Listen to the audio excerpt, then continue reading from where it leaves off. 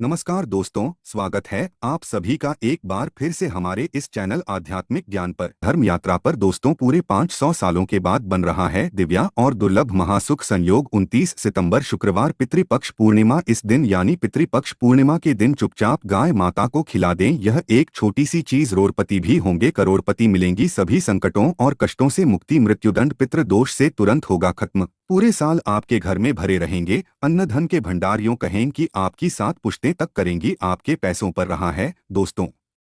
7 पीढ़ियों तक bank balance बढ़ता चला जाएगा, दुख दूर हो जाएंगे और सुख आपके पास आ जाएंगे। सुख आपके कदम चूमेगी।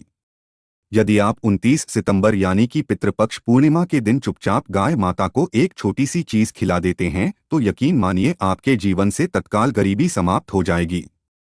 आपके पितर आपसे प्रसन्न हो जाएंगी। साथ साथ पूर्णिमा के दिन यदि आप इस उपाय को करते हैं तो भगवान विष्णु जी, माता लक्ष्मी भी प्रसन्न हो जाएंगी। तो दोस्तों, यदि आप चाहते हैं कि भगवान विष्णु जी, माता लक्ष्मी और साथ ही साथ आपके पितर आपसे प्रसन्न ना हो जाए और आपके ऊपर अपनी कृपा बरसाए और इनकी कृपा से आपके जीवन में कभी भी किसी भी प्रकार की कोई कमी ना हो, दोस्तों इस वीडियो को पूरी देखना है। पूरे 500 वर्षों के बाद ऐसा दुर्लभ योग बना है जिसमें किस बार जो पितृपक्ष गणपति की पूर्णिमा है, बहुत ही दुर्लभ योग में है। आपको लाभ मिलेगा यदि गाय माता से जुड़ी इन उपायों को करते। यकीन मानिए आपको 33 कोटि देवी देवताओं को धारण करने वाली दो माता की कृपा तो प्राप्त होगी। आपके पितर अभी आपसे प्रसन्न हो जाएगी क्योंकि इस दिन से पितृपक्ष की शुरुआत भी होती है जिसमें कि गाय माता से जुड़े इन उपायों को तो आप जरूर करें, आपको लाभ मिलेगा। गरीबी समाप्त हो देगी, मित्र दोष दूर हो जाएगी और आने वाली 7 पीढ़ियों तक आपको लाभ मिलेगा। इन उपायों को करने से तो दोस्तों कौन कौन से उपाय हैं, इस वीडियो के माध्यम से हम आपको वो ही बताएंगे। बहुत ही लाभकारी वीडियो है, वीडियो को मिस मत कर देना। यदि वीडियो आज की आपने मिस कर दी तो समझ लेना आपको बहुत ही पछताना पड़ जाएगा। इतनी महत्वपूर्ण लाभकारी वीडियो तो दोस्तों यदि आप चाहते हैं आप और आपके परिवार को फायदा पहुंचे, लाभ मिले, पितरों की कृपा बरसी, भगवान विष्णु जी, माता लक्ष्मी की कृपा बरसी, तो दोस्तों समय निकालकर पूरा वीडियो देखना। इस वीडियो में वह आपको उसी खास चीज के बारे में बताने वाले हैं जो कि आपको गाय माता को जरूर खिलानी चाहिए पितृपक्ष भाद्रपद पूर्णिमा के दिन। दोस्तों पूरा वीडियो देखना, लाभ आपको अवश्य मिलेगा। या दोस्तों वीडियो पार्क शुरू करें। सबसे पहले तो आपसे रिक्वेस्ट करते हैं वीडियो को लाइक कर देना और सच्चे दिल से कमेंट्स बॉक्स में जय श्री विष्णु, जय मां लक्ष्मी और अपने पितृदेव ओम पितृदेवाय नम आवश्यक देना, जिससे आपकी समस्त मनोकामनाएं पूर्ण हो जाएं। और ज्यादा से ज्यादा वीडियो को शेयर जरूर करना जिससे कि और लोग भी इस वीडियो के माध्यम से बताए गए उपायों से लाभ प्राप्त कर सके। दोस्त आपको बता दें, हिंदू पंचांग के अनुसार आत्मा में आने वाली पूर्णिमा को हम भाद्रपद पूर्णिमा कहते हैं और पूर्णिमा की तिथि हिंदू धर्म में विशेष महत्व रखती है। बता दें कि भदभदा पूर्णिमा 29 सितंबर को है। इस दिन से पितृपक्ष की शुरुआत है तो इसे हम पितृपक्ष पूर्णिमा भी कहते हैं, जिसमें कि आपको अपने पितरों को प्रसन्न करने के लिए पितृपक्ष यानी श्राद्ध प्रारंभ होते हैं, श्राद्ध कर्म किए जाते हैं। तो दोस्तों इस दिन साथ साथ भगवान विष्णु जी, महत्व लक्ष्मी की भी पूजा का विशेष विधान है। और आपको बताना चाहेंगे कि इस बार जो पितृपक्ष बाद पूर्णिमा है बहुत ही दुर्लभ योग में है। आपको लाभ मिलेगा जो भी आप उपायों को करेंगे। सब प्रथम तो गाय माता के उपाय बताने से पहले आपको बता देते हैं भाजपा पूर्णिमा के दिन आपको क्या करना है। इस दिन भगवान की आपको पूजा अवश्य करनी चाहिए और संभव हो सके तो इस दिन इकट्ठा कर आए और भाद्र मास कथा सुनने और साथ ही साथ माता लक्ष्मी की विधि विधान से पूजा करें। भगवान विष्णु जी के साथ साथ मंत्रों का जाप करें और अपने पितरों का स्मरण करें। पितरों के निमित्त दान धर्म के कर्म करें। आप जो आपसे श्रद्धा सामर्थ्य के अनुसार, यथाशक्ति के अनुसार बनी कुछ न कुछ दान धर्म के कर्म जरूर करें। आप अपने पितरों की आत्मा की शांति के लिए पंडित दान आप कर सकते हैं और साथ साथ इस दिन किसी पवित्र नदी या पर सरोवर कुंड में स्नान जरूर करें। आप अगर कई पवित्र नदी में स्नान करना संभव न हो तो घर पर ही न आने वाली पानी में गंगाजल की कुछ बूंदें डालकर मिश्रण करें, वो लाभ आपको अवश्य मिलेगा, ध्यान रखना। कि इस दिन अपने पितरों के निमित्त किसी जरूरतमंद व्यक्ति को या फिर ब्राह्मण को अन्न, धन, वस्त्र कुछ ना कुछ जरूर दान करें, जिससे आपके पितृ प्रसन्न हो जाएं और आपके पितरों की आपके ऊपर कृपा बरसे। ध्यान रखना, यदि आपके पितर आपसे प्रसन्न हैं तो आपको सफलता प्राप्त करने से कोई नहीं रोक सकता। तो दोस्तों, पितरों को प्रसन्न करने के लिए आपको कुछ ना कुछ दान धर्म के क्रम शुरू करने चाहिए। और दोस्तों, अब बात करें कि गाय माता से जुड़े कौन कौन से उपाय आपको इस दिन यानी प्रतिपक्ष भाद्रपद पूर्णिमा के दिन जरूर करने चाहिए, जिससे कि आपके पितर आपसे प्रसन्न हो जाएं। भगवान विष्णु जी मतलब लक्ष्मी आपसे प्रसन्न रहेंगे और आने वाली 7 पीढ़ियों तक कोई कमी ना हो। बैंक बैलेंस बढ़ता चला जाएगा। समस्त कष्ट दुख दूर, जो भी किसी भी प्रकार के बड़े से बड़े कष्ट है वे भी दूर हो जाते हैं। सुख आपके पास आ जाते हैं। हम चुनते हैं सुबह, यदि आप गाय से जुड़े उपायों को करते पूर्णिमा के दिन, जो कि पितृ पक्ष के 29 तारीख से शुरुआत है, इस दिन गाय माता को ये चीज खिला देते हैं। तो चलिए शुरू करते हैं। गाय माता से जुड़े कौन कौन से उपाय आपको करनी चाहिए जिससे कि आपको लाभ मिले, प्रसन्न हो जाएं भगवान विष्णु जी, माता लक्ष्मी की सदैव आप ऊपर कृपा बरसे। तो ध्यान से सुनना, जिस प्रकार उपाय बताएं उससे प्रकार करे वो ही लाभ मिलेगा। चलिए शुरू करते हैं। गाय माता से जुड़ी कौन कौन से भी महत्वपूर्ण उपाय है। दोस्तों, सनातन परंपरा में गाय माता, गंगा और गाय माता तरीका बहुत ज्यादा धार्मिक महत्व है। मान्यता है कि गोमाता के शरीर पर 33 कोटि देवी देवताओं का वास होता है। गोमाता की सेवा एवं पूजा करने वाले जातक पर इन सभी देवी देवताओं की कृपा बरसती है। गोसेवा से न सिर्फ इस जन्म के बल्कि पूर्व जन्म के भी दोस्त दूर हो जाते हैं। प्रत्येक सुबह जब आपके घर में बहुजन बनना प्रारंभ हो तो सबसे पहले बनाई गई रोटी को आप गोमाता के नाम से निकाल दें और भोजन करने से पूर्व गोमाता को इस रोटी को खिलाएं। यदि संभव हो तो काली गाय माता को खिलाएं।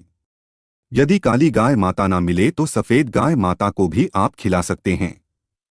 प्रत्येक पूजा और मांगलिक कार्य में गौ माता या उनसे जुड़ी चीजें जैसे गाय माता का गोबर, गोमूत्र, गाय माता का दूध अथवा गाय माता के दूध से बना की अवश्य शामिल करें। इससे आपको पुण्य प्रभाव की प्राप्ति होगी। सनातन परंपरा के अनुसार जिस घर में गाय माता होती है उस घर से जुड़े सभी वास्तु दोष स्वतः ही समाप्त हो जाते हैं। किसी भी पूजा में गाय माता से प्राप्त पंचगव्य युक्त पदार्थ का उपयोग अवश्य शामिल करें, क्योंकि पंचगव्य के बिना कोई भी पूजा पाठ और हवन सफल नहीं होता। या दोस्तों, कृपा पाने के लिए प्रतिदिन, सप्ताह अथवा महीने में परिवार समेत एक बार गौशाला जाने का नियम जरूर बनाएं और वहां गायों को हरा चारा जरूर खिलाएं। इससे आपको शुभ फलों की प्राप्ति होगी और साथ ही साथ गौ सेवा और वो पूजा से 9 ग्रह शांत हो जाते हैं और इनसे जुड़े 200 का निदान हो जाता है। गर्मियों में गौमाता को पानी पिलाएं और सर्दी में गोमाता को गुड़ अवश्य खिलाएं। ध्यान रखें, एक गर्मियों में गाय माता को गुड़ न खिलाएं। अनेक देवी देवताओं को अपने शरीर पर धारण करने वाली गोमाता से जुड़े कई शुभ और अशुभ संकेत भी होते हैं। मसलन, गाय माता का दूध धोते समय यदि गाय माता ठोकर मार दे और सारा दूध बिखर जाए तो अपशकुन होता है। यदि कोई यात्रा पर निकल रहा हो और गाय माता अपने बछड़े को दूध पिलाती सामने आया, जाहिर है तो निश्चित रूप से जिस यात्रा के लिए आप निकले हैं वे यात्रा आपके लिए अवश्य सफल होगी और वह काम जिसके लिए आप निकले हैं वे अवश्य ही पूर्ण होगा। यात्रा पर जाते समय बाईं और गाय माता की आवाज आना और रात्रि में गाय माता की हुंकार करना भी शुभ होता है। दोस्तों, साथ ही साथ गाय माता के साथ आप भूलकर भी ये काम ना करें, अन्यथा मिलता है घोर नरक और जीवन भर की परेशानियां। जय दोस्तों, गाय माता को राष्ट्रीय पशु बनाए जाने और इन्हें मौलिक अधिकार दिए जाने की बात हो रही है। तो सवाल उठता है कि गाय माता जब भारतीय संस्कृति का अहम हिस्सा है, तब भी गाय माता के साथ लोग खराब व्यवहार कैसे कर लेते हैं। गाय माता दर दर भटकती रहती है, भरपेट इन्हें चारा तक लोग नहीं देते।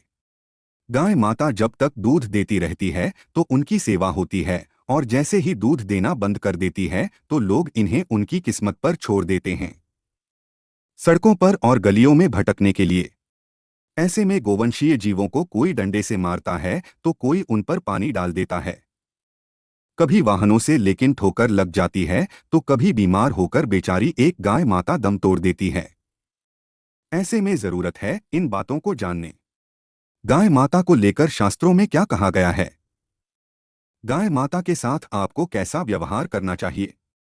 या दोस्तों, गाय माता को कभी भी मारना पीटना नहीं चाहिए। शास्त्रों में गाय माता को माता का दर्जा दिया गया है। गाय माता को मारने पीटने वाला माता को मारने पीटने वाले के समान पाप का भागी माना जाता है। ऐसे घरों को नरक लोक में वर्षों तक कष्ट भोगना पड़ता है। अगले जन्म पशु योनि में मिलता है। कथा है कि गौतम मुनि ने गलती से गाय माता को डंडा मार दिया था, जिससे गाय माता की मृत्यु हो गई थी। और इस पाप से मुक्ति के लिए ये वर्षों तक तपस्या करनी पड़ी। भगवान श्री कृष्ण जी ने बेल स्वरूप में आए व्रत असुर का वध कर दिया था, जिससे मुक्ति के लिए भगवान श्री कृष्ण को संपूर्ण तीर्थों को एक कुंड में बुलाना पड़ा और इस कुंड में स्नान से वह पाप मुक्त हो गई थी। या दोस्तों, साथ के साथ जो लोग पानी पी रही गाय माता को भगाते हैं, वे घोर पापी के भागी बनकर नरक भोगते हैं। ऐसा पुराण में बताया गया है, जबकि जो लोग गाय माता के लिए प्याऊ और चारा बनवाते हैं वह महाभाग्यवान होते हैं। ऐसे लोग घोर पाप से मुक्त होकर स्वर्ग पा जाते हैं और बड़े ही धनबाद कुल में जन्म लेकर सुख भोगते हैं। और साथ ही साथ आराम कर रही गाय माता को कष्ट देकर कभी भी उठाना नहीं चाहिए। कहते हैं कि जिस स्थान पर गाय माता बैठी है, वहां से नकारात्मक ऊर्जा समाप्त हो जाती है। गाय माता के बैठने की जगह को जो लोग नियमित साफ रखते हैं, वे पूर्व जन्म में किए गए जाने अनजाने में पापों से मुक्ति हो जाते हैं और गोलोक में स्थान पाते हैं। गाय माता को डंडा मारकर उठाना, पानी डालकर उठाने से मनुष्य पाप का भागी बनता है और अगले जन्म में उसे दर दर भटकना पड़ता है। और साथ ही साथ शास्त्रों में बताया गया है कि गाय माता का दूध उसके बछड़े के लिए होता है। गाय माता के बछड़े से बचा हुआ दूध ही मनुष्य को लेना चाहिए।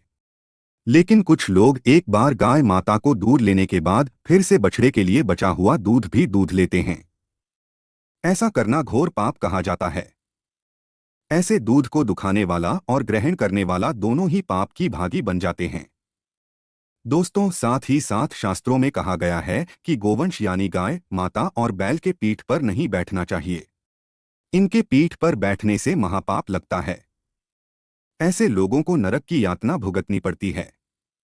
एकमात्र महादेव के अंश के उत्पन्न नदी ही गोवंशीय है, जिस पर स्वयं महादेव और महादेवी सवारी करती है।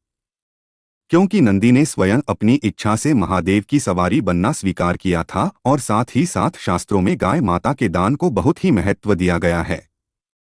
लेकिन ऐसी गाय माता का दान कभी नहीं करना चाहिए जो बूढ़ी और बीमार हो। कठोपनिषद में नचिकेता की कथा भी इस संदर्भ में है कि जिस नचिकेता ने पिता द्वारा बूढ़ी गाय माता को दान करने पर आपत्ति जताई थी। दूध देने वाली और बछड़े सहित जो लोग गाय माता का दान करते हैं, वह महान पुण्य को प्राप्त करके स्वर्ग में इस स्थान पाते हैं। दोस्तों, साथ ही साथ सूर्य, चंद्र, मंगल या शुक्र की युति राहु से हो तो पितृदोष होता है। यह भी मान्यता है कि सूर्य का संबंध पिता से, मंगल का संबंध रक्त से होने के कारण सूर्य यदि शनि, राहु या केतु के साथ स्थित हो या दृष्टि संबंधी हो तथा मंगल की युति राहु या केतु से हो तो इतना दोस्त होता है। इस दोस्त से जीवन संघर्ष में बन जाता है। यदि पितृदोष हो तो गाय माता को प्रतिदिन या किसी भी एकादशी को या किसी पूर्णिमा के दिन या अमावस्या को रोटी, गुड़, चारा आदि खिलाने से पितृदोष समाप्त हो जाता है। साथ ही साथ देसी गाय माता की पीठ पर जो कप उद कुबेर होता है, वह बृहस्पति गुरु हैं।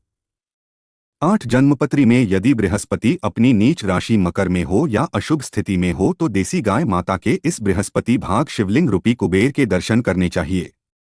गुड़ तथा चने की दाल रखकर गाय माता को रोटी भी दें।